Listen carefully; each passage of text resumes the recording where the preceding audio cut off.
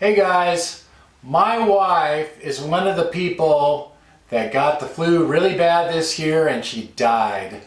And a few people have asked, well, how do you die from the flu? What exactly happens? What are the complications that cause that? Well, she started out with the flu and she had it for about a week, maybe 10 days, and then she got her ear hurt really bad, and so I took her to the emergency room and she was so dizzy she couldn't even walk. They had to actually, wheel her in a wheelchair, and they said she had a really bad ear infection and also the beginning of pneumonia. They did a chest x-ray and they're like, do you think we should admit you or send you home? She's like, oh, I'm fine, I want to go home. So she came home. 2 days later, we ended up taking her back to the hospital because she woke up in the night and she couldn't breathe. I mean, she was just could hardly breathe at all. So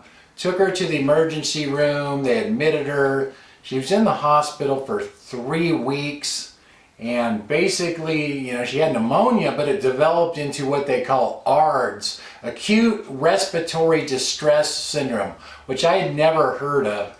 And it's really bad. What it does is just basically your lungs get all full of fluid and they get all kind of waterlogged, and it just kind of starts to destroy the, what do you call it, alveoli or whatever those little things are in your lungs.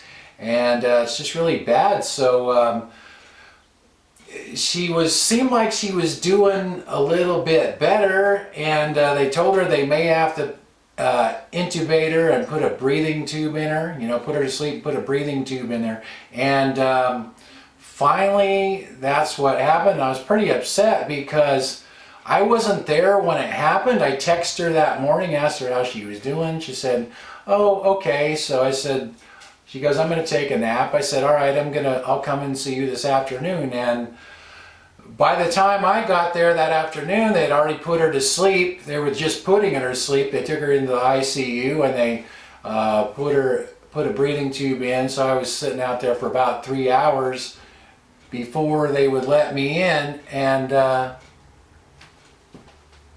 making sure I have my camera setting right. And by the time I got in there, she was already asleep. And so the last time I ever talked to her was on a text. She never woke up. They had her on this rotating bed called a rotoprone bed. It would rotate her up on one side like that. She'd stay that way for maybe 30 seconds, then it would rotate her that way.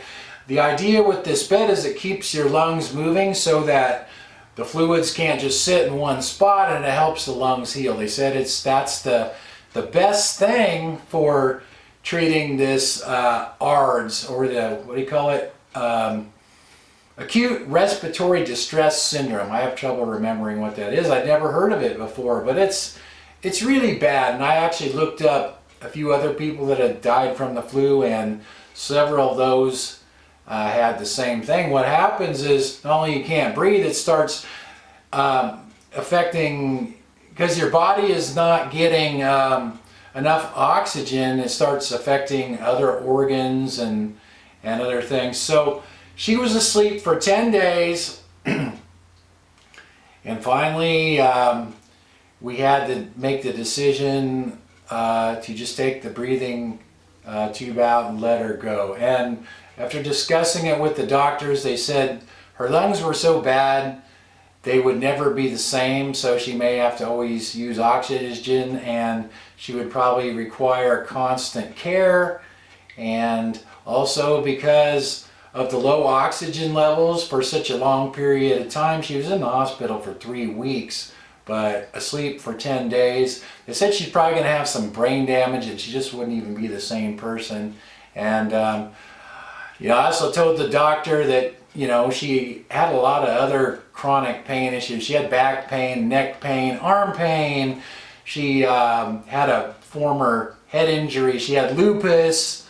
She got migraine headaches. She was actually to the point where she really wasn't very happy with life anymore anyway. And she used to talk about, how she just wished she would die. So when I told the doctor that, she said, well, for a good, healthy person, it's hard enough for them to recover from this, and they still may not recover that well.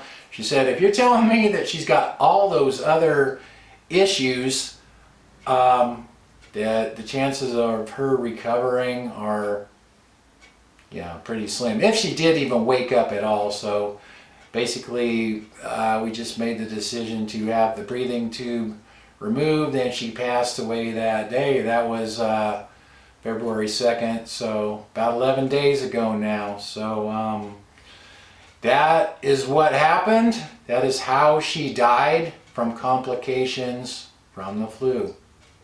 Thanks for watching, you guys. Talk to you next time.